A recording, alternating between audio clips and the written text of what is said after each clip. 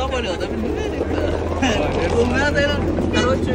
Ben salam dostlar, canınız sağ mı? Yine geldin Ayko. Daş oldum.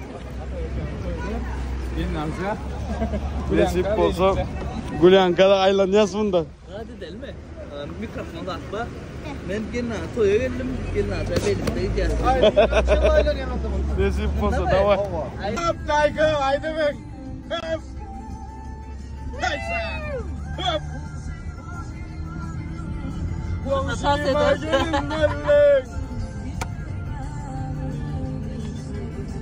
Hoppa.